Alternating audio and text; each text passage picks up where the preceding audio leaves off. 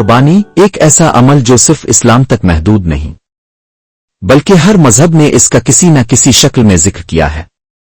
ہندو دھرم اسے کیسے دیکھتا ہے، سائنس کیا کہتی ہے، اور قرآن ہمیں کیا سبق دیتا ہے، آئیے سمجھتے ہیں۔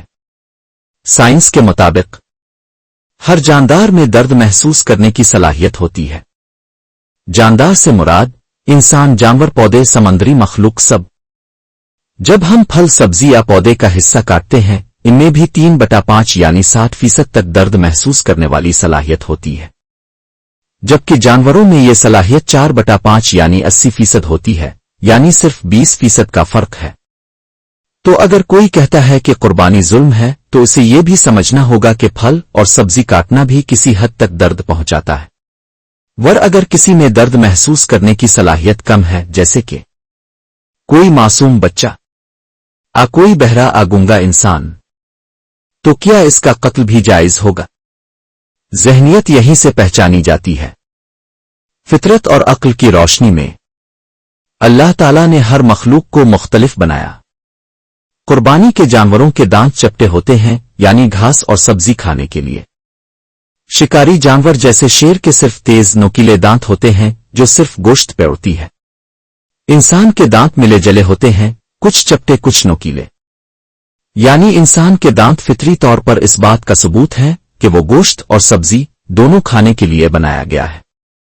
ہندو دھرم کی روشنی میں اکثر لوگ سمجھتے ہیں کہ ہندو دھرم میں گوشت کھانا مکمل طور پر منع ہے، مگر اصل میں ویدک متون میں گوشت کھانے کا ذکر موجود ہے۔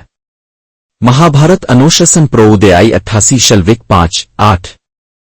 برہمن جو یگیہ میں پشو بیلی دیتے ہیں اور اس کا گوشت کھاتے ہیں، ان کا جنم بہتر ہوتا ہے۔ منوسمرتی 5:30۔ جس شخص نے یگیہ کے دوران بیلی کا پشو کھایا وہ گناہگار نہیں بلکہ دھارمک ہے۔ رنگو وید 10:14 میں بھی اندر نے گائے اور خرگوش کا گوشت کھایا۔ تو اگر ہم اصل ہندو شاستروہے کو دیکھیں تو گوشت کھانا منع نہیں تھا، بعد میں کچھ فرقوں نے اسے ترک سمجھنا شروع کیا۔ اسلام کی نظر میں اللہ تعالیٰ نے قرآن میں فرمایا، وَلِكُلِّ أُمَّةٍ جَعَلْنَا مَنسَكًا لِيَذْكُرُوا اسْمَ اللَّهِ عَلَى مَا رَزَقَهُم مِّن بَهِيمَةِ الْأَنْعَامِ فَإِلَٰهُكُمْ إِلَٰهٌ وَاحِدٌ فَلَهُ أَسْلِمُوا وَبَشِّرِ الْمُخْبِتِينَ۔ مفہوم: ہر الفامود کے لیے ہم نے قربانی کا ایک نظام مقرر کیا تاکہ وہ ان جانوروں پر اللہ کا نام لیں جو انہیں عطا کیے گئے ہیں۔ سورہ الحج آیت 34۔ اور فرمایا، مفہوم: لن ينال الله لحومها ولا دماؤها ولكن يناله التقوى منكم كذلك سخرها لكم لتكبروا الله على ما هداكم وبشر المحسنين۔ نہ ان کا گوشت اللہ تک پہنچتا ہے نہ ان کا خون، بلکہ تمہاری تقوی اللہ تک پہنچتی ہے۔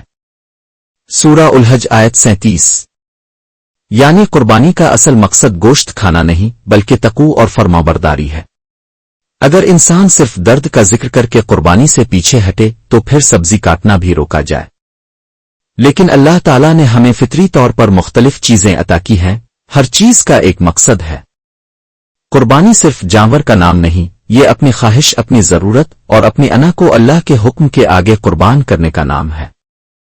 علم کا دروازہ تبھی کھلتا ہے جب ہم صرف سنتے نہیں سمجھتے بھی ہیں، اور قرآن ہمیں صرف گوشت نہیں تقوی کی دعوت دیتا ہے۔